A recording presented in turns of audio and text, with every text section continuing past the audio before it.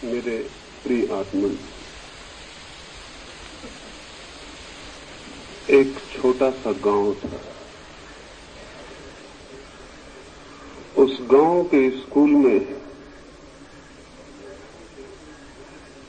शिक्षक राम की कथा पढ़ाता था।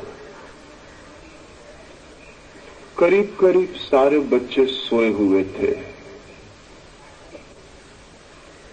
राम की कथा सुनते समय बच्चे सो जाएं ये आश्चर्य नहीं, क्योंकि राम की कथा सुनते समय बूढ़े भी सोते।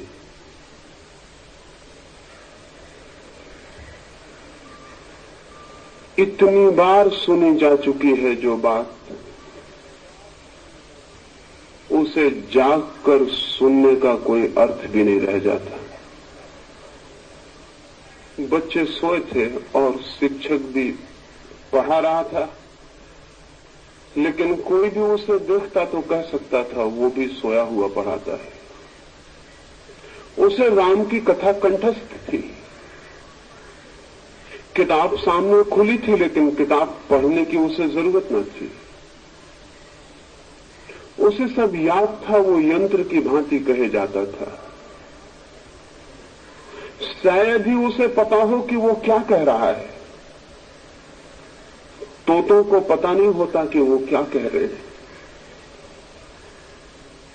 जिन्होंने शब्दों को कंठस्थ कर लिया है उन्हें भी पता नहीं होता कि वे क्या कह रहे हैं।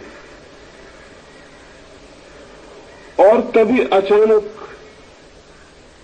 एक सनसनी दौड़ गई कक्षा में। अचानक ही स्कूल का निरीक्षक आ गया था। वो कमरे के भीतर गया, बच्चे सजग होकर बैठ गए, शिक्षक भी सजग होकर पढ़ाने लगा। उस निरीक्षक ने कहा कि मैं कुछ प्रश्न पूछना चाहूंगा, और चूंकि राम की कथा पढ़ाई जाती है इसलिए राम से संबंधित ही कोई प्रश्न पूछूं। उसने बच्चों से एक सीधी सी बात पूछी। उसने पूछा कि शिव का धनुष किसने तोड़ा था। उसने सोचा कि बच्चों को तोड़फोड़ की बात बहुत याद रह जाती है, उन्हें जरूर याद होगा कि किसने शिव का धनुष तोड़ा था। लेकिन इसके पहले कि कोई बोले, एक बच्चे ने हाथ हिलाया और खड़े होकर कहा कि क्षमा करिए, मुझे पता नहीं कि किसने तोड़ा था। एक बात निश्चित है कि मैं 15 दिन से छुट्टी पर था, मैंने नहीं तोड़ा है। और इसके पहले कि मेरा कोई इल्जाम लग जाए, मैं पहले ही साफ कर देना चाहता हूं कि धनुष का मुझे कोई पता ही नहीं। चूंकि जब भी इस स्कूल में कोई चीज टूटती है तो सबसे पहले मेरे ऊपर दोषारोपण आता है, इसलिए मैं निवेदन किए देता हूं। निरीक्षक तो हैरान रह गया। उसने सोचा भी ना था कि कोई ये उत्तर देगा। उसने शिक्षक की तरफ देखा। शिक्षक अपना बैत निकाल रहा था और उसने कहा कि जरूर इसी बदमाश ने तोड़ा होगा, इसकी हमेशा की आदत है। और अगर तूने नहीं तोड़ा था तो तूने खड़े होकर क्यों कहा कि मैंने नहीं तोड़ा है। और उसने इंस्पेक्टर से कहा, आप इसकी बातों में मत आए, ये लड़का शरारती, और स्कूल में 100 चीजें टूटे तो 99 यही तोड़ता है। तब तो वो निरीक्षक और हैरान हो गए। फिर उसने कुछ भी वहां कहना उचित न समझा। वो सीधा प्रधान अध्यापक के पास जाके उसने कहा कि ये घटना घटी। राम की कथा पढ़ाई जाती थी जिस कक्षा में, उसमें मैंने पूछा कि शिव का धनुष किसने तोड़ा था। तो एक बच्चे ने कहा कि मैंने नहीं तोड़ा, मैं 15 दिन से छुट्टी पर था। यहां तक भी गनीमत थी। लेकिन शिक्षक ने यह कहा कि जरूर इसने तोड़ा होगा, जब भी कोई चीज टूटती तो यही जिम्मेवार होता है। इसके संबंध में क्या किया जाए। उस प्रधान अध्यापक ने कहा, इस संबंध में एक ही बात की जा सकती है कि अब बात को आगे न बढ़ाया जाए, क्योंकि लड़कों से कुछ भी कहना खतरा मोल लेना है। किसी भी क्षण हड़ताल हो सकती है, अनशन हो सकता है। अब जिसने भी तोड़ा हो तोड़ा होगा। आप कृपा करें और बात बंद करें। कोई 2 महीने से शांति चल रही स्कूल में, उसको भंग करने की कोशिश मत करें। न मालूम कितना फर्नीचर तोड़ डाला लड़कों ने। हम चुपचाप देखते रहते हैं। स्कूल की दीवारें टूट रही हैं, हम चुपचाप देखते रहते हैं, क्योंकि कुछ भी बोलना खतरनाक है। हड़ताल हो सकती है, अनशन हो सकती है। इसलिए चुपचाप देखने के सिवाय कोई मार्ग नहीं। वो इंस्पेक्टर तो अबाक, वो तो आंखें फाड़े रह गए। आप कुछ कहने का उपाय न था। वो वहां से सीधा स्कूल की जो शिक्षा समिति थी उसके अध्यक्ष के पास गया और उसने जाके कहा कि यह हालत है स्कूल की। राम की कथा पढ़ाई जाती है, वहां बच्चा कहता है कि मैंने शिव का धनुष नहीं तोड़ा। शिक्षक कहता है इसी ने तोड़ा होगा। प्रधान अध्यापक कहता है कि जिसने भी तोड़ा हो बात को रफा दफा कर दे, शांत कर दे, इसमें आगे बढ़ाना ठीक नहीं, हड़ताल हो सकती है। आप क्या कहते हैं? उस अध्यक्ष ने कहा कि ठीक ही कहता है प्रधान अध्यापक, किसी ने भी तोड़ा हो हम ठीक करवा देंगे समिति की तरफ से। आप फर्नीचर वाले के यहां भिजवा दें और ठीक करवा लें। इसकी चिंता करने की जरूरत नहीं कि किसने तोड़ा, सुधरवाने का उपाय होगा। आपको सुधरवाने की जरूरत है, और क्या करना है। वो स्कूल का इंस्पेक्टर मुझसे ये सारी बात कहता था और मुझसे पूछने लगा कि क्या स्थिति है ये। मैंने उससे कहा इसमें कुछ बड़ी स्थिति नहीं है, मनुष्य की एक सामान्य कमजोरी है, वही इस कहानी में प्रकट होती है। और वो कमजोरी क्या है? वो कमजोरी ये है कि जिस संबंध में हम कुछ भी नहीं जानते, उस संबंध में भी हम ऐसे ही घोषणा करना चाहते हैं कि हम जानते हैं। वे कोई भी कुछ नहीं जानते थे कि शिव का धनुष क्या है। क्या उचित ना होता कि वे कह देते कि हमें पता नहीं है कि शिव का धनुष क्या है? लेकिन अपना अज्ञान कोई भी स्वीकार नहीं करना चाहता। और मनुष्य जाति के इतिहास में इससे बड़ी कोई दुर्घटना नहीं घटी है कि हम अपना अज्ञान स्वीकार करने को राजी नहीं होते। जीवन के किसी भी प्रश्न के संबंध में कोई भी आदमी इतनी हिम्मत और साहस नहीं दिखा पाता कि मुझे पता नहीं है। ये कमजोरी बहुत घातक सिद्ध होती है, सारा जीवन व्यर्थ हो जाता है। और चूंकि हम ये मान के बैठ जाते हैं कि हम जानते हैं, इसलिए जो उत्तर हम देते हैं वो इतने ही मूर्खतापूर्ण होते हैं जितने उस स्कूल में दिए गए थे, बच्चे से लेकर अध्यक्ष तक। जिसका हमें पता नहीं है उसका उत्तर देने की कोशिश सिवाय मूर्खता के और कहीं भी नहीं ले जाएगी। फिर ये तो हो भी सकता है कि शिव का धनुष किसने तोड़ा या नहीं तोड़ा, इससे जीवन का कोई गहरा संबंध नहीं है। लेकिन जिन प्रश्नों के जीवन से बहुत गहरे संबंध हैं, जिनके आधार पर सारा जीवन सुंदर बनेगा या कुरूप हो जाएगा, स्वस्थ बनेगा या विक्षिप्त हो जाएगा, जिनके आधार पर जीवन की सारी गति और दिशा निर्भर है, उन प्रश्नों के संबंध में भी हम ये भाव दिखलाने की कोशिश करते हैं कि हम जानते हैं।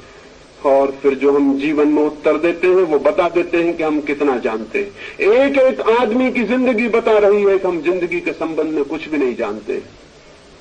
अन्यथा इतनी असफलता, इतनी निराशा, इतना दुख, इतनी चिंता। यही बात मैं सेक्स के संबंध में भी आपसे कहना चाहता हूं कि हम कुछ भी नहीं जानते। आप बहुत हैरान होंगे। आप कहेंगे हम ये मान सकते हैं कि ईश्वर के संबंध में कुछ नहीं जानते, आत्मा के संबंध में कुछ नहीं जानते, लेकिन हम ये कैसे मान सकते हैं कि हम काम के, यौन के और सेक्स के संबंध में कुछ नहीं जानते? सबूत है, हमारे बच्चे पैदा हुए हैं, पत्नी है, हम सेक्स के संबंध में नहीं जानते। लेकिन मैं आपसे निवेदन करना चाहता हूं, ये बहुत कठिन पड़ेगा लेकिन इसे समझ लेना जरूरी है। आप सेक्स के अनुभव से गुजरे होंगे, लेकिन सेक्स के संबंध में आप उतना ही जानते हो जितना छोटा से बच्चा जानता है, उससे ज्यादा कुछ भी नहीं जानते। अनुभव से गुजर जाना जान लेने के लिए पर्याप्त नहीं है। एक आदमी कार चलाता है, वो कार चलाना जानता है और हो सकता है हजारों मील कार चला के वो आ गया हो, लेकिन इससे ये कोई मतलब नहीं होता कि वो कार के भीतर के यंत्र और मशीन और उसकी व्यवस्था, उसके काम करने के ढंग के संबंध में कुछ भी जानता हो। वो कह सकता है कि मैं 1000 मील चल के आया हूं कार, मैं नहीं जानता हूं कार के संबंध में। लेकिन कार चलाना एक ऊपरी बात है और कार की पूरी आंतरिक व्यवस्था को जानना बिल्कुल दूसरी बात है। एक आदमी बटन दबाता है और बिजली जल जाती है, वो आदमी ये कह सकता है कि मैं बिजली के संबंध में सब जानता हूं क्योंकि मैं बटन दबाता हूं और बिजली जल जाती, बटन दबाता हूं बिजली बुझ जाती, मैंने 1000 दफे बिजली जलाई और बुझाई इसलिए मैं बिजली के संबंध में सब जानता हूं। हम कहेंगे वो पागल। बटन दबाना और बिजली जला लेना और बुझा लेना बच्चे भी कर सकते हैं, इसके लिए बिजली के ज्ञान की कोई भी जरूरत नहीं। बच्चे कोई भी पैदा कर सकता है, सेक्स को जानने से इसका कोई संबंध नहीं। शादी कोई भी कर सकता है, पशु भी बच्चे पैदा कर रहे हैं, लेकिन वे सेक्स के संबंध में कुछ जानते हैं, इस भ्रम में पड़ने का कोई कारण नहीं। सच तो यह है कि सेक्स का कोई विज्ञान ही विकसित नहीं हो सका, सेक्स का कोई शास्त्र ठीक से विकसित नहीं हो सका, क्योंकि हर आदमी ये मानता है कि हम जानते हैं। शास्त्र की जरूरत क्या है, विज्ञान की जरूरत क्या है? और मैं आपसे कहता हूं कि इससे बड़ी दुर्भाग्य की और कोई बात नहीं है, क्योंकि जिस दिन सेक्स का पूरा शास्त्र और पूरा विचार और पूरा विज्ञान विकसित होगा, उस दिन हम बिल्कुल नए तरह के आदमी को पैदा करने में समर्थ हो सकते हैं। फिर ये कुरूप और ये अपंग मनुष्यता पैदा करने की जरूरत नहीं, ये रुग्ण और रोते हुए और उदास आदमी पैदा करने की जरूरत नहीं, ये पाप और अपराध से भरे हुए संतति को जन्म देने की जरूरत नहीं। लेकिन हमें कुछ भी पता नहीं, हम सिर्फ बटन दबाना और बुझाना जानते हैं, और उसी से हमने समझ लिया है कि हम बिजली के जानकार हो गए। सेक्स के संबंध में पूरी जिंदगी बीत जाने के बाद भी आदमी इतना ही जानता है, बटन दबाना और बुझाना, इससे ज्यादा कुछ भी नहीं। लेकिन चूंकि ये भ्रम है कि हम सब जानते हैं, इसलिए इस संबंध में कोई शोध, कोई खोज, कोई विचार, कोई चिंतन का कोई उपाय नहीं। और इसी भ्रम के कारण कि हम सब जानते हैं, हम किसी से न कभी कोई बात करते हैं, न विचार करते हैं, न सोचते हैं, क्योंकि जब सभी को सब पता है तो जरूरत क्या है। और मैं आपसे कहना चाहता हूं कि जीवन में और जगत में सेक्स से बड़ा न कोई रहस्य है और न कोई गुप्त और गहरी बात है। अभी हमने अणु को खोज निकाला है। जिस दिन हम सेक्स के अणु को भी पूरी तरह जान सकेंगे, उस दिन मनुष्य जाति ज्ञान के बिल्कुल नए जगत में प्रविष्ट हो जाएगी। अभी हमने पदार्थ की थोड़ी बहुत खोजबीन की है और दुनिया कहां से कहां पहुंच गई। जिस दिन हम चेतना के जन्म की प्रक्रिया और कीमिया को समझ लेंगे, उस दिन हम मनुष्य को कहां से कहां पहुंचा देंगे, इसको आज कहना कठिन। लेकिन एक बात निश्चित कही जा सकती है कि काम की शक्ति और काम की प्रक्रिया जीवन और जगत में सर्वाधिक रहस्यपूर्ण, सर्वाधिक गहरी, सबसे ज्यादा मूल्यवान बात है, और उसके संबंध में हम बिल्कुल चुप हैं। जो सर्वाधिक मूल्यवान है उसके संबंध में कोई बात भी नहीं की जाती है। आदमी जीवन भर संभोग से गुजरता है और अंत तक भी नहीं जान पाता कि क्या था संभोग।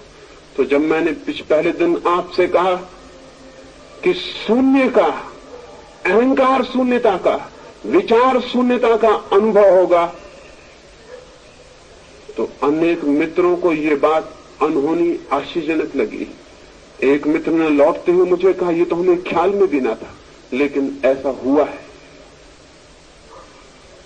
एक बहन ने आज मुझे आकर कहा, लेकिन मुझे तो इसका कोई अनुभव नहीं। आप कहते हो तो इतना मुझे ख्याल आता है कि मन थोड़ा शांत और मौन होता है, लेकिन मुझे अहंकार शून्यता का या किसी और गहरे अनुभव का कोई भी पता नहीं। हो सकता है अनेकों को इस संबंध में विचार मन में उठा हो। उस संबंध में थोड़ी सी बातें और गहराई में स्पष्ट कर लेनी जरूरी है। पहली बात, मनुष्य जन्म के साथ ही संभोग के पूरे विज्ञान को जानता हुआ पैदा नहीं होता है। शायद पृथ्वी पर बहुत थोड़े से लोग अनेक जीवन के अनुभव के बाद संभोग की पूरी कला और पूरा का पूरी विधि और पूरा शास्त्र जानने में समर्थ हो पाते, और यही वे लोग हैं जो ब्रह्मचर्य को उपलब्ध हो जाते हैं। क्योंकि जो व्यक्ति संभोग की पूरी बात को जानने में समर्थ हो जाता है, उसके लिए संभोग व्यर्थ हो जाता है, वो उसके पार निकल जाता, अतिक्रमण कर जाता। लेकिन इस संबंध में कुछ बहुत स्पष्ट बातें नहीं कही गई हैं। एक बात, पहली बात स्पष्ट कर लेनी जरूरी है, वो ये कि ये भ्रम छोड़ देना चाहिए कि हम पैदा हो गए हैं, इसलिए हमें पता है क्या है काम, क्या है संभोग। नहीं, पता नहीं। और नहीं पता होने के कारण जीवन पूरे समय काम और सेक्स में उलझा रहता है और व्यतीत होता है।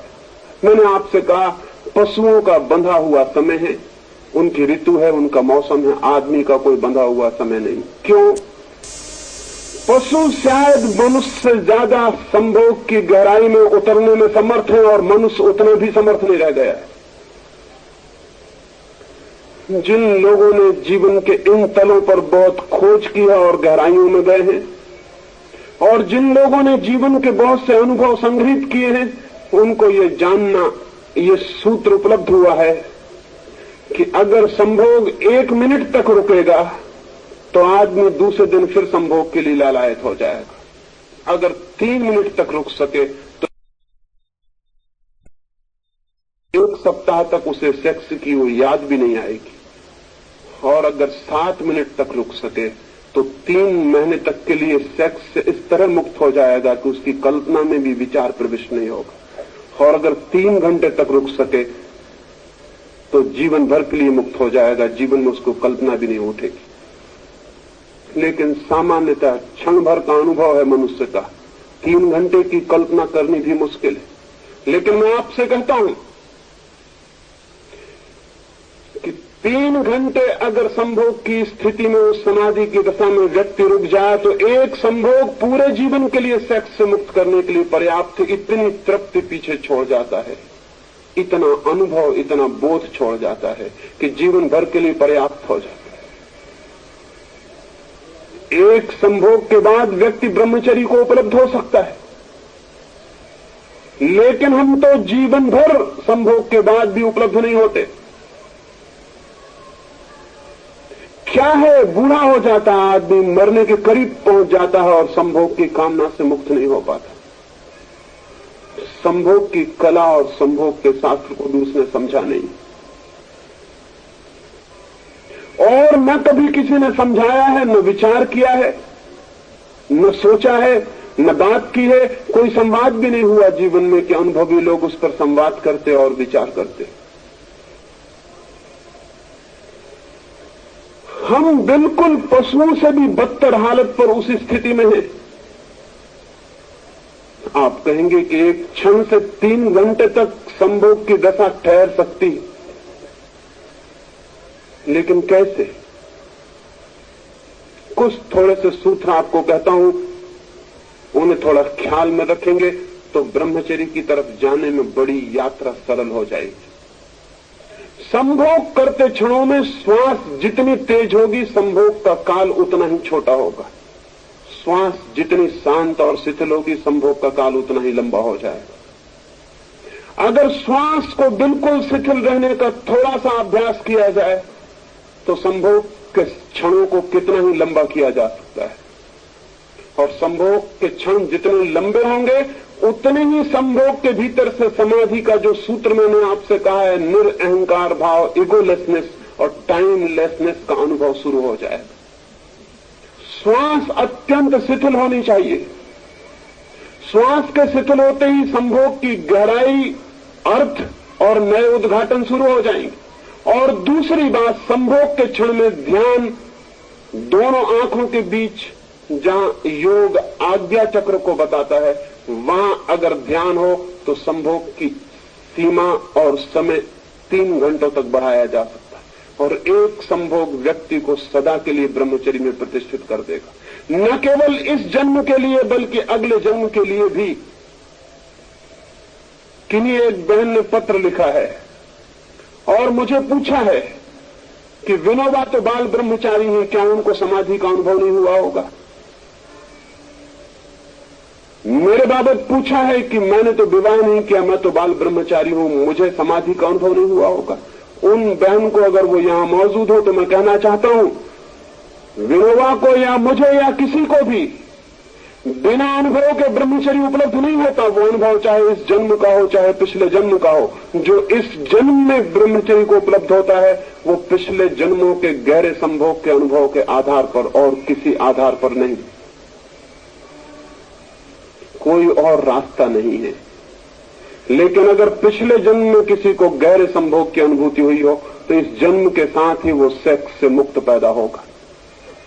उसकी कल्पना के मार्ग पर सेक्स कभी भी खड़ा नहीं होगा और उसे हैरानी होगी दूसरे लोगों को देखकर कि ये क्या बात है, लोग क्यों पागल हैं, क्यों दीवाने हैं। उसे कठिनाई होगी ये जांच करने में भी कि कौन स्त्री है कौन पुरुष है, इसका भी हिसाब रखने में और फैसला करने में कठिनाई होगी। लेकिन कोई अगर सोचता हो कि बिना गहरे अनुभव के कोई बाल ब्रह्मचारी हो सकता है तो बाल ब्रह्मचारी नहीं होगा, सिर्फ पागल हो जाएगा। जो लोग जबरदस्ती ब्रह्मचर्य थोपने की कोशिश करते हैं वो सिर्फ विक्षिप्त होते हैं और कहीं भी नहीं पहुंचते। ब्रह्मचर्य थोपा नहीं जाता, वो अनुभव की निष्पत्ति है, वो किसी गहरे अनुभव का फल है और वो अनुभव संभोग का ही अनुभव है। अगर वो अनुभव एक बार भी हो जाए तो अनंत जीवन की यात्रा के लिए सेक्स से मुक्ति हो जाती है। तो दो बातें मैंने कही उस गहराई के लिए। श्वास शिथिल हो, इतनी शिथिल हो कि जैसे चलते ही नहीं,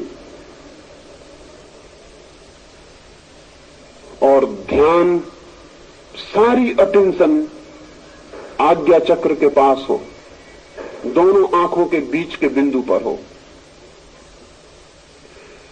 जितना ध्यान मस्तिष्क के पास होगा उतने ही संभोग की गहराई अपने आप बढ़ जाएगी और जितनी श्वास शिथिल होगी उतनी लंबाई बढ़ जाएगी।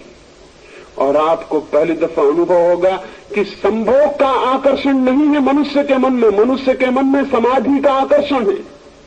और एक बार उसकी झलक मिल जाए, एक बार बिजली चमक जाए और हमें दिखाई पड़ जाए अंधेरे में कि रास्ता क्या है, फिर हम रास्ते पर आगे निकल सकते हैं।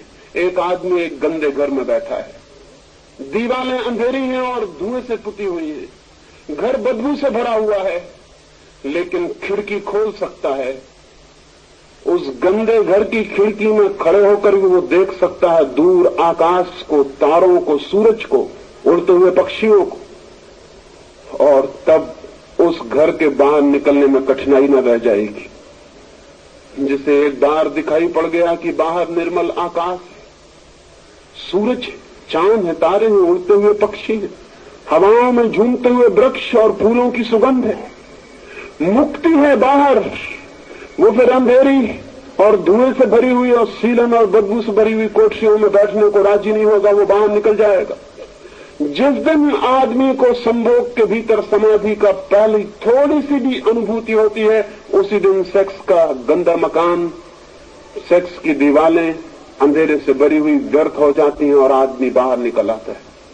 लेकिन ये जानना जरूरी है कि साधारणतः हम उस मकान के भीतर पैदा होते हैं जिसकी दीवारें बंद है, जो अंधेरे से पुती हैं, जहां बदबू है, जहां दुर्गंध है। और इस मकान के भीतर ही पहली दफा मकान के बाहर का अनुभव करना जरूरी है, तभी हम बाहर जा सकते हैं और इस मकान को छोड़ सकते हैं।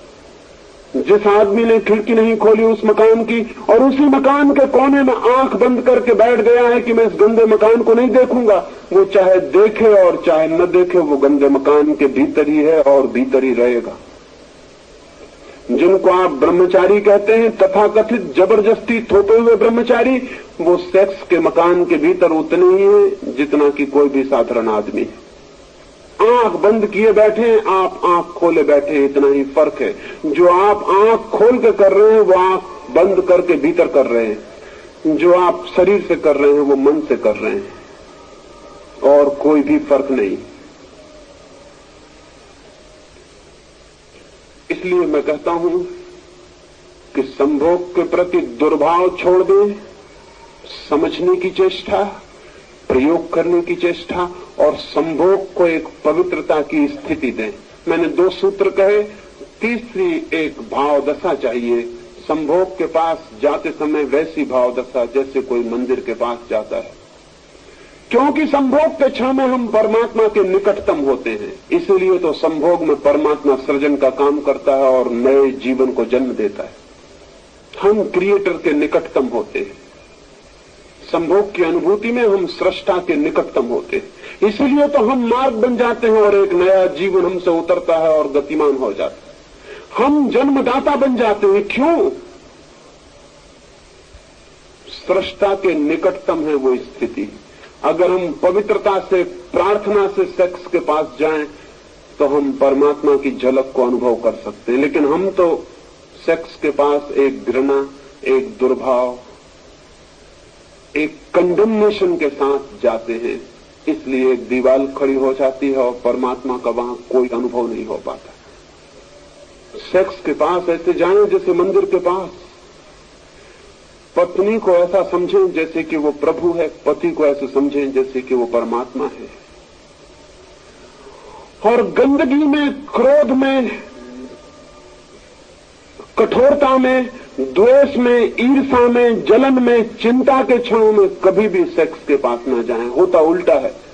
जितना आदमी चिंतित होता है, जितना परेशान होता है, जितना क्रोध से भरा होता है, जितना घबराया होता है, जितना एंग्विश में होता है, उतना ही ज्यादा वो सेक्स के पास जाता है।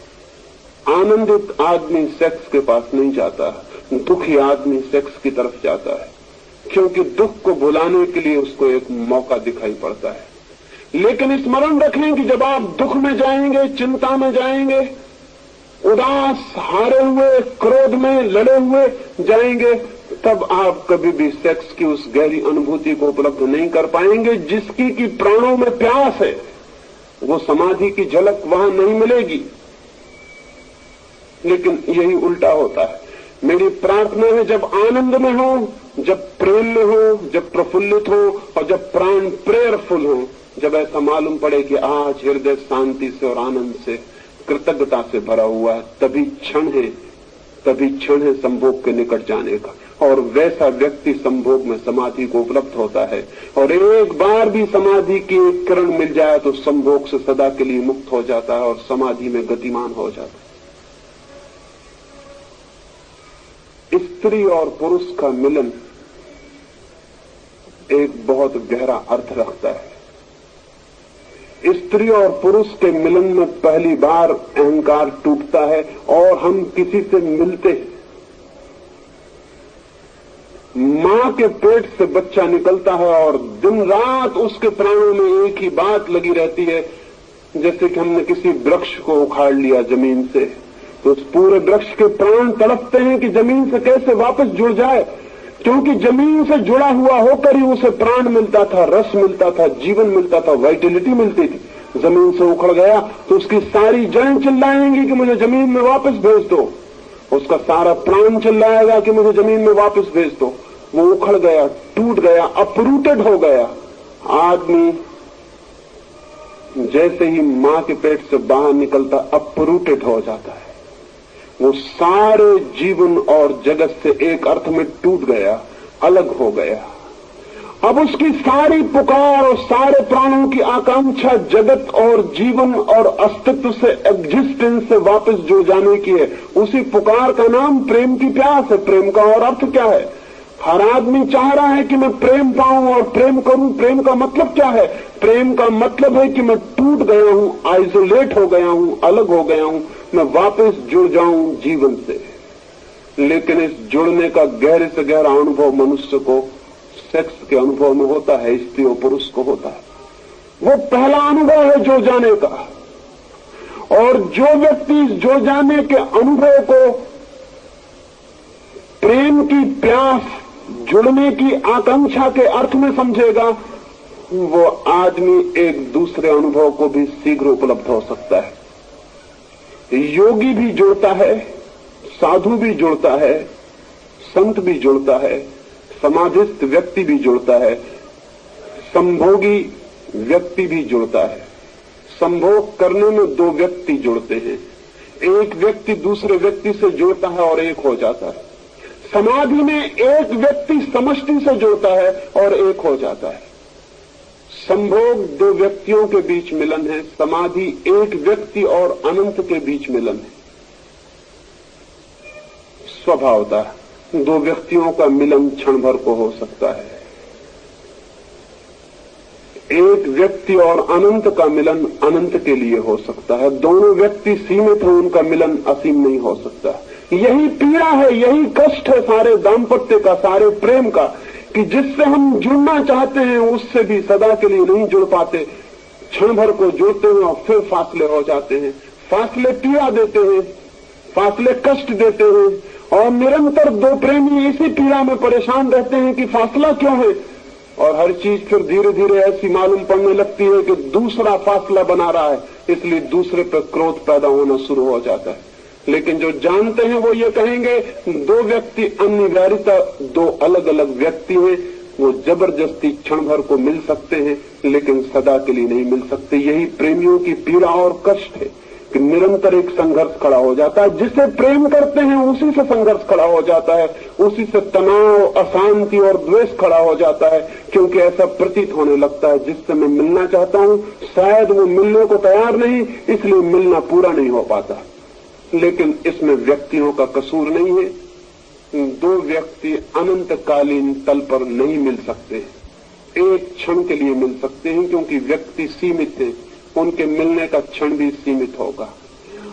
अगर अनंत मिलन चाहिए तो वो परमात्मा से हो सकता है, वो समस्त अस्तित्व से हो सकता है। जो लोग संभोग की गहराई में उतरते हैं उन्हें पता चलता है एक क्षण मिलने का इतना आनंद है तो अनंत काल के लिए मिल जाने का कितना आनंद होगा, उसका तो हिसाब लगाना मुश्किल है।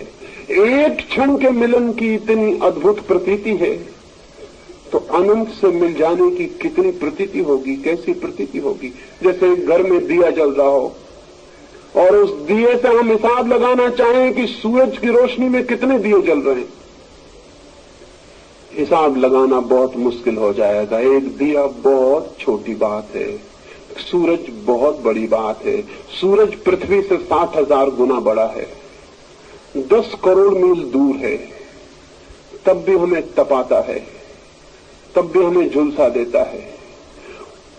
उतने बड़े सूरज को एक छोटे से दिए से हम तौलने जाएं तो कैसे तौल सकेंगे। लेकिन नहीं, एक दिए से सूरज को तौला जा सकता है, क्योंकि दिया भी सीमित है और सूरज भी सीमित है। दिए में एक कैंडल का लाइट है तो अरबों खरबों कैंडल का लाइट होगा सूरज में, लेकिन सीमा आंकी जा सकती है, तौली जा सकती है। लेकिन संभोग में जो आनंद है और समाधि में जो आनंद है उसे फिर भी नहीं तौला जा सकता, क्योंकि संभोग अत्यंत क्षणिक दो क्षुद्र व्यक्तियों का मिलन है और समाधि बूंद का अनंत के सागर से मिल जाना है।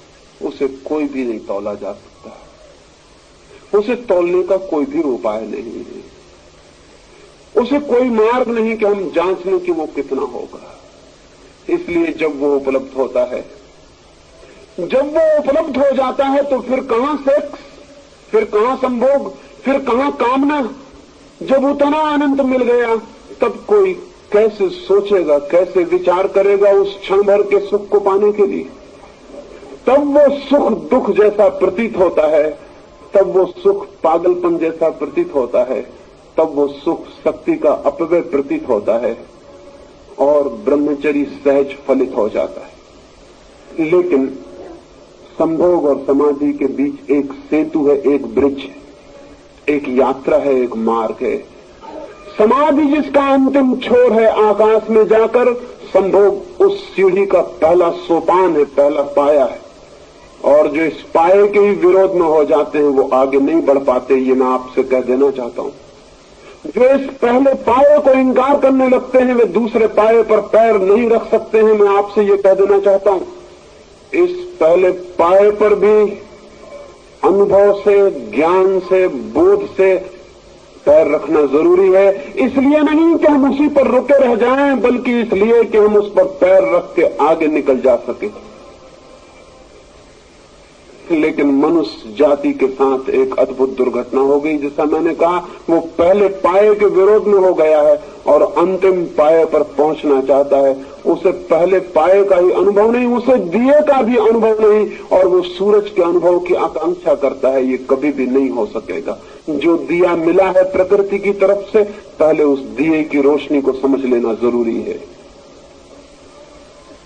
पहले उस दिए की हल्की सी रोशनी को जो क्षण भर में जीती है और बुझ जाती है, जरा सा हवा का झोंका जिसे मिटा देता है, उस रोशनी को भी जान लेना जरूरी है ताकि सूरज की आकांक्षा की जा सके, ताकि सूरज तक पहुंचने के लिए कदम उठाया जा सके, ताकि सूरज की प्यास, असंतोष, आकांक्षा और अभीप्सा भीतर पैदा हो सके।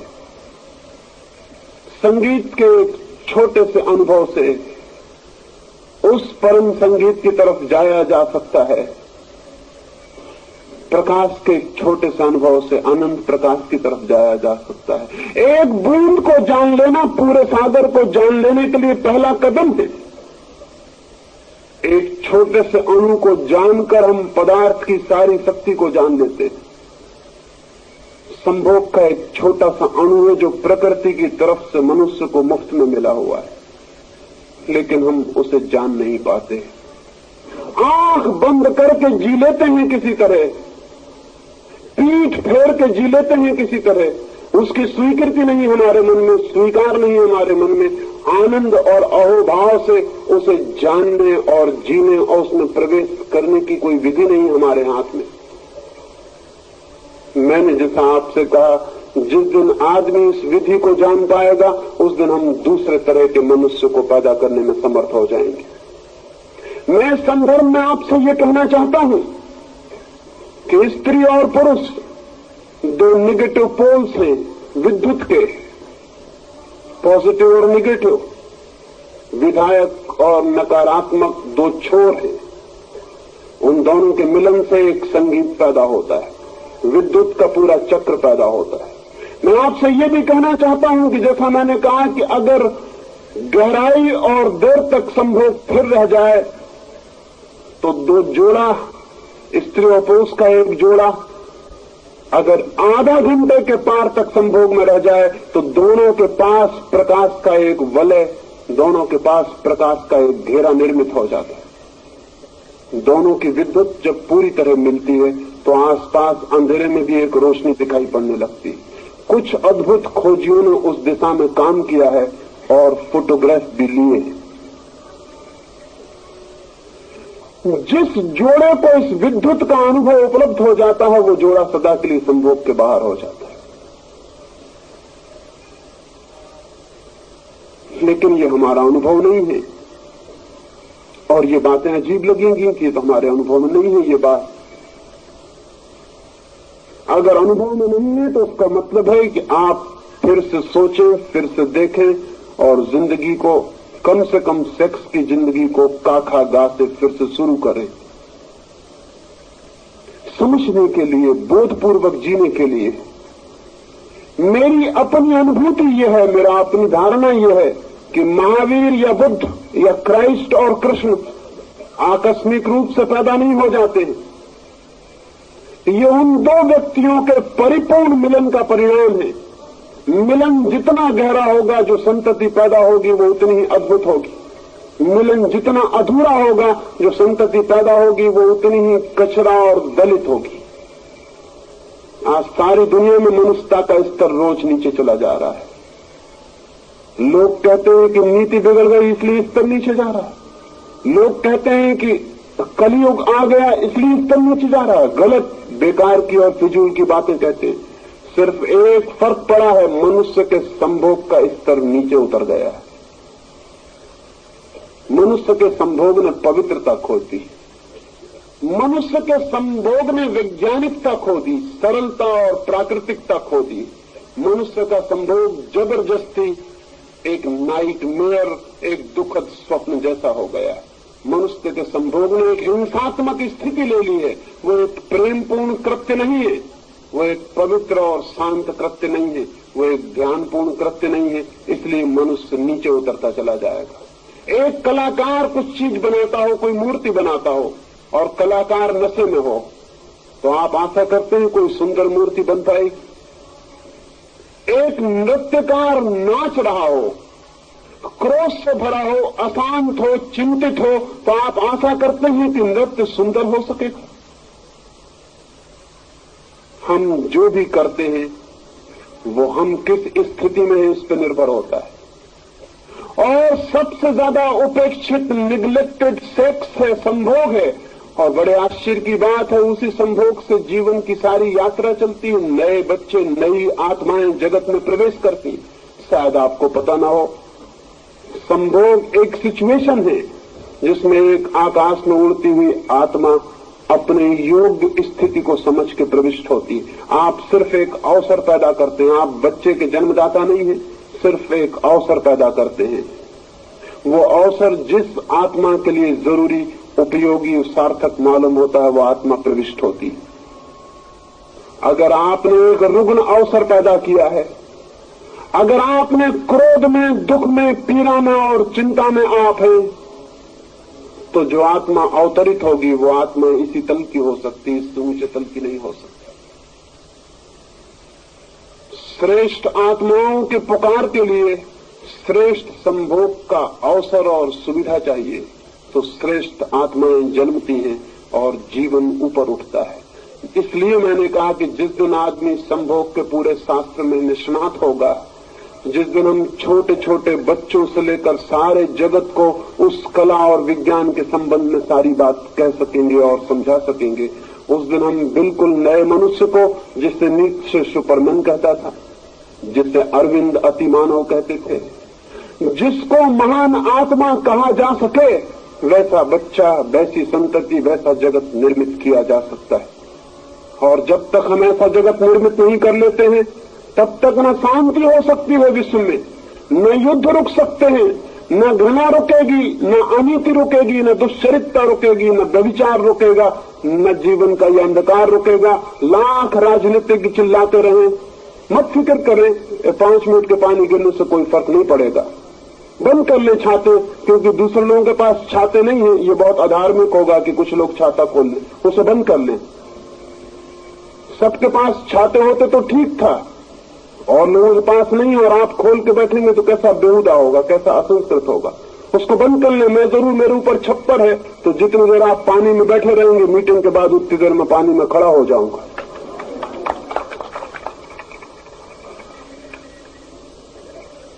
नहीं मिटेंगे युद्ध, नहीं मिटेगी अशांति, नहीं मिटेगी हिंसा, नहीं मिटेगी ईर्षा। कितने दिन हो गए, 10,000 साल हो गए। मनुष्य जाति के पैगंबर, तीर्थंकर, अवतार समझा रहे हैं कि मत लड़ो, मत करो हिंसा, मत करो क्रोध, लेकिन किसी ने कभी नहीं सुना। जिन्होंने हमें समझाया कि मत करो हिंसा, मत करो क्रोध, उनको हमने सूली पर लटका दिया। ये उनकी शिक्षा का फल हुआ। गांधी हमें समझाते थे कि प्रेम करो, एक हो जाओ, और हमने गोली मार दी। ये कुल उनकी शिक्षा का फल हुआ। दुनिया के सारे मनुष्य, सारे महापुरुष हार गए हैं, ये समझ लेना चाहिए, असफल हो चुके हैं। आज तक की कोई भी मूल्य जीत नहीं सका, सब मूल्य हार गए, सब मूल्य असफल हो गए। बड़े से बड़े पुकारने वाले लोग, भले से भले लोग भी हार गए और समाप्त हो गए, और आदमी रोज अंधेरे और नरक में जब चला जाता रहा है। क्या इससे ये पता नहीं चलता कि हमारी शिक्षाओं में कहीं कोई बुनियादी भूल है? अशांत आदमी इसलिए अशांत है कि वह अशांति में जन्मता है, उसके पास अशांति के कीटाणु हैं, उसके प्राणों की गहराई में अशांति का रोग है। जन्म के पहले दिन वो अशांति को, दुख और पीड़ा को लेकर पैदा हुआ। जन्म के पहले क्षण में ही उसके जीवन का सारा स्वरूप निर्मित हो गया है। इसलिए बुद्ध हार जाएंगे, महावीर हारेंगे, कृष्ण हारेंगे, क्राइस्ट हारेंगे, हार चुके हैं। हम श्रेष्ठता बस ये न कहते हो कि वो नहीं हारे हैं, तो दूसरी बात है, लेकिन वे सब हार चुके हैं। और आदमी रोज बिगड़ता चला गया है, रोज बिगड़ता गया। अहिंसा की इतने दिन की शिक्षा, और हम छुरी से एटम और हाइड्रोजन बम पे पहुंच गए हैं। ये अहिंसा की शिक्षा की सफलता होगी? पिछले पहले महायुद्ध में 3 करोड़ लोगों की हमने हत्या की थी,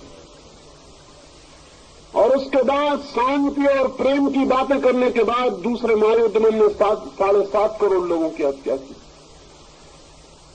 और उसके बाद भी चिल्ला रहे हैं, बर्ट्रैंड रसेल से लेकर विनोबा तक सारे लोग कि शांति चाहिए, शांति चाहिए, और हम तीसरे महायुद्ध की तैयारी कर रहे हैं।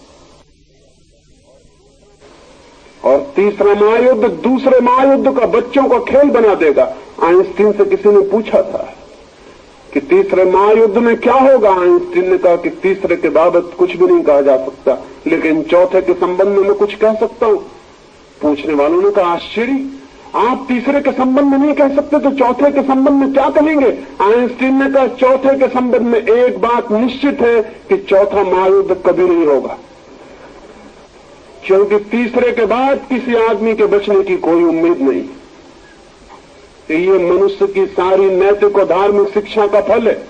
मैं आपसे कहना चाहता हूं इसकी बुनियादी वजह दूसरी है।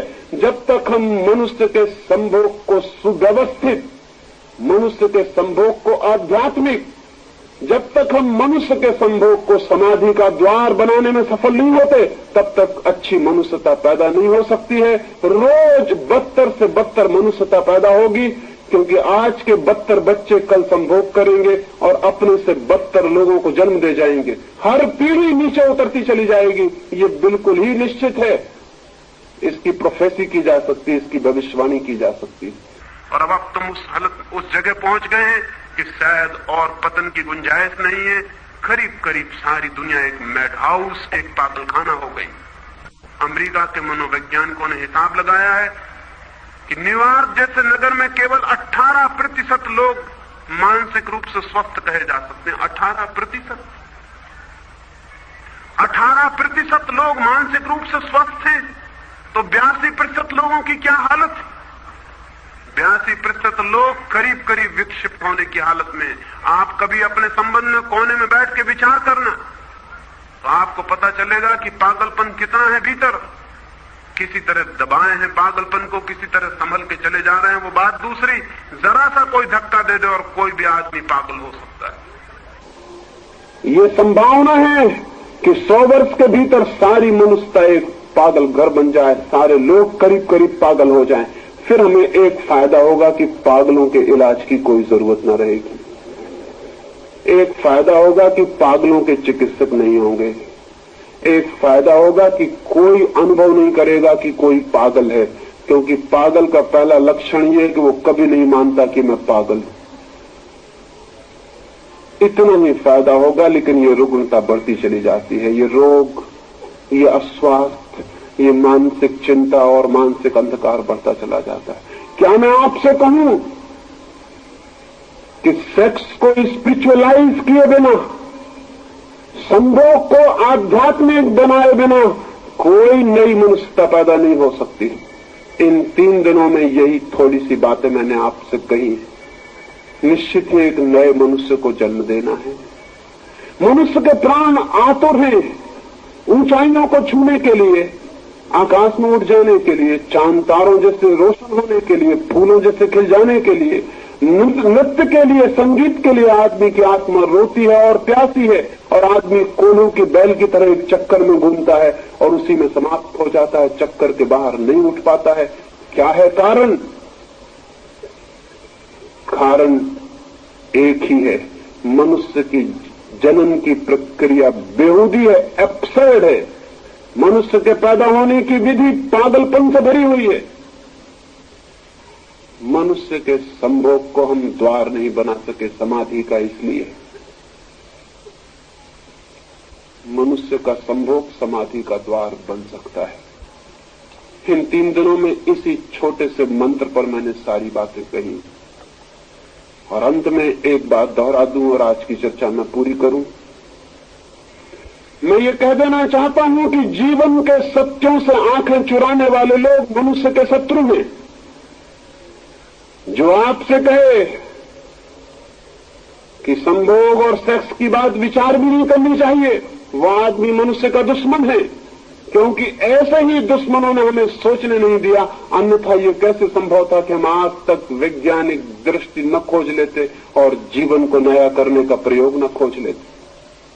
जो आपसे कहे कि सेक्स का धर्म से कोई संबंध नहीं है, वह आदमी 100% गलत बात कहता है, क्योंकि सेक्स की ऊर्जा ही परिवर्तित और रूपांतरित होकर धर्म के जगत में प्रवेश पाती है। वीर की शक्ति ही ऊर्ध्वस्वी होकर मनुष्य को उन लोकों में ले जाती है जिनका हमें कोई भी पता नहीं, जहां कोई मृत्यु नहीं है, जहां कोई दुख नहीं है, जहां आनंद के अतिरिक्त और कोई अस्तित्व नहीं है, उस सत्यचित आनंद में ले जाने वाली शक्ति और ऊर्जा किसके पास है और कहां है? हम उसे व्यय कर रहे हैं। हम उन पात्रों की तरह हैं जिनमें छेद हैं, जिन्हें हम कुओं में डालते हैं खींचने के लिए। ऊपर तक पात्र तो आ जाता है, शोरगुल भी बीच में बहुत होता है और पानी गिरता है और लगता है कि पानी आता होगा, लेकिन पानी सब बीच में गिर जाता है, खाली पात्र हाथ में वापस आ जाते। हम उन नावों की तरह हैं जिनमें छेद हैं। हम नावों को खेते हैं सिर्फ डूबने के लिए। नावें किसी किनारे पर नहीं पहुंचा पाती, सिर्फ मझधार में डुबा देती हैं और नष्ट कर देती।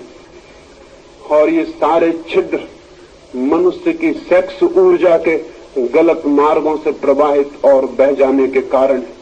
और उन गलत मार्गों पर बहलाने वाले लोग वे नहीं हैं जिन्होंने नंगी तस्वीरें लटकाई हैं, वे नहीं हैं जिन्होंने नंगे उपन्यास लिखे हैं, वे नहीं हैं जो नंगी फिल्में बना रहे हैं। मनुष्य की ऊर्जा को विकृत करने वाले वे लोग हैं जिन्होंने मनुष्य को सेक्स के सत्य से परिचित होने में बाधा दी।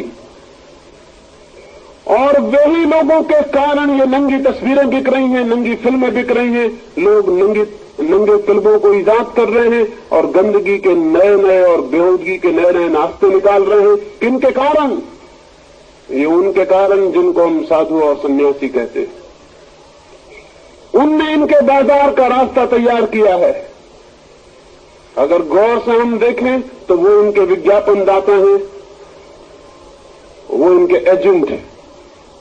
एक छोटी सी कहानी में अपनी बात पूरी कर दूंगा। एक पुरोहित जा रहा था अपने चर्च की तरफ। दूर था गांव, भागा हुआ चला जा रहा था। तभी उसे पास की खाई में जंगल में एक आदमी पड़ा हुआ दिखाई पड़ा। घावों से भरा हुआ खून बह रहा है, छुरी उसकी छाती में छिदी है। पुरोहित को ख्याल आया कि चलूं मैं इसे उठा लूं, लेकिन उसने देखा कि चर्च पहुंचने में देर हो जाएगी और वहां उसे व्याख्यान देना और लोगों को समझाना। आज वो प्रेम के संबंध में ही समझाने जाता था। आज उसने विषय चुना था लव इज गॉड, क्राइस्ट के वचन को चुना था कि ईश्वर परमात्मा प्रेम है। वो यही समझाने जा रहा था। वो उसी का हिसाब लगाता हुआ भागा जा रहा है, लेकिन उस आदमी ने आंखें खोली, उसने चिल्लाया कि पुरोहित, मुझे पता है कि तू प्रेम को बोलने जा रहा है, मैं भी आज सुनने आने वाला था, लेकिन दुष्टों ने मुझे छुरी मार के यहां पटक दिया। लेकिन याद रख, अगर मैं जिंदा रह गया तो गांव भर में खबर कर दूंगा कि आदमी मर रहा था और यह आदमी प्रेम का व्याख्यान देने चला गया। देख, आगे मत बढ़। इस पुरोहित को थोड़ा डर लगा, क्योंकि अगर ये आदमी जिंदा रह जाए और गांव में खबर कर दे तो लोग कहेंगे कि प्रेम का व्याख्यान बड़ा झूठा था, आपने इस आदमी की फिक्र न की जो मरता था। तो मजबूरी में उसे नीचे उतर के उसके पास जाना पड़ा। वहां जाकर उसका चेहरा देखा तो वो बहुत घबराया। चेहरा तो पहचाना हुआ सा मालूम पड़ता। उसने कहा, ऐसा मालूम होता है मैंने तुम्हें कहीं देखा है। और उस मरणासन्न आदमी ने कहा, जरूर देखा होगा, मैं शैतान हूं और पादरियों से अपना पुराना नाता है। तुमने नहीं देखा होगा तो किसने मुझे देखा होगा।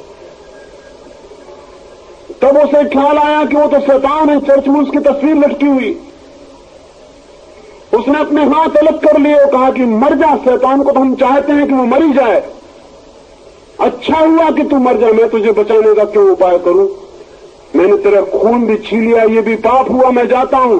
वो शैतान जोर से हंसा। उसने कहा, याद रखना, जिस दिन मैं मर जाऊंगा उस दिन तुम्हारा धंधा भी मर जाएगा। मेरे बिना तुम जिंदा नहीं रह सकते हो। मैं हूं इसलिए तुम जिंदा हो। मैं तुम्हारे धंधे का आधार हूं। मुझे बचाने की कोशिश करो, नहीं तो जिस दिन शैतान मर जाएगा उसी दिन पुरोहित, पंडा, पुजारी सब मर जाएगा। क्योंकि दुनिया अच्छी हो जाएगी, पंडे, पुजारी, पुरोहित की कोई जरूरत नहीं रह जाएगी। पुरोहित ने सोचा और घबराया कि तो बहुत बेसिक, बहुत बुनियादी बात कह रहा है वो आज। उसने उसे तत्काल कंधे पर उठा लिया और कहा, प्यारे शैतान, घबराओ मत, मैं ले चलता हूं अस्पताल, तुम्हारा इलाज करवाऊंगा, तुम जल्दी ही ठीक हो जाओगे। लेकिन देखो, मर मत जाना। तुम ठीक कहते हो, तुम मर गए तो हम बिल्कुल बेकार हो जाने वाले। हमें ख्याल भी नहीं आ सकता कि पुरोहित के धंधे के पीछे शैतान है। हमें यह भी ख्याल नहीं आ सकता कि शैतान के धंधे के पीछे पुरोहित है। ये जो शैतान का धंधा चल रहा है, सेक्स का शोषण चल रहा है सारी दुनिया में, हर चीज के पीछे सेक्स का शोषण चल रहा है। हमें ख्याल भी नहीं आ सकता कि पुरोहित का हाथ है इसके पीछे। पुरोहित ने जितनी निंदा की है, सेक्स उतना आकर्षक हो गया है। पुरुष ने जितने दमन के लिए कहा है, आदमी उतना भोग में गिर गया है। पुरोहित ने जितना इंकार किया कि सेक्स के संबंध में सोचना ही मत, सेक्स उतनी अनजान पहेली हो गई और हम उसके संबंध में कुछ भी करने में असमर्थ हो गए। नहीं, ज्ञान चाहिए, ज्ञान शक्ति है और सेक्स का ज्ञान बड़ी शक्ति बन सकता है। अज्ञान में जीना हितकर नहीं है और सेक्स के अज्ञान में जीना तो बिल्कुल हितकर नहीं है। ये भी हो सकता है कि हम न जाएं चांद पर, कोई जरूरत नहीं है चांद पर जाने की। चांद को जान लेने से कोई मनुष्य जाति का बहुत हित नहीं हो जाएगा। ये भी जरूरी नहीं है कि हम पैसिफिक सागर की गहराइयों में उतरे 5 मील, जहां की सूरज की रोशनी भी नहीं पहुंचती। उसको जान लेने से भी मनुष्य जाति का कोई बहुत परम मंगल हो जाने वाला नहीं।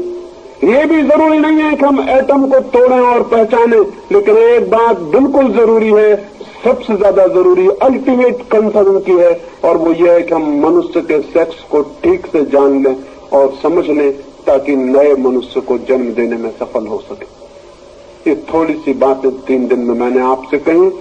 कल आपके प्रश्नों के उत्तर दूंगा, और चूंकि कल का दिन खाली छूट गया, कुछ मित्र आए और भीग के लौट गए, तो मेरे ऊपर उनका ऋण हो गया है। तो कल मैं 2 घंटे उत्तर दे दूंगा, ताकि आपको कोई अड़चन और तकलीफ ना हो।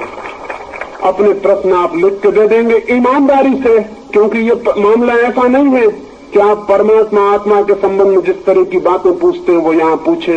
ये मामला जिंदगी का है, और सीधे और सच्चे अगर आपने प्रश्न पूछे तो हम इन विषयों की और गहराई में भी उतरने में समर्थ हो सकते हैं। मेरी बातों को इतने प्रेम से सुना, उसके लिए अनुग्रहित हूँ, और अंत में सबके भीतर बैठे परमात्मा को प्रणाम करता हूँ। मेरे प्रणाम स्वीकार करें।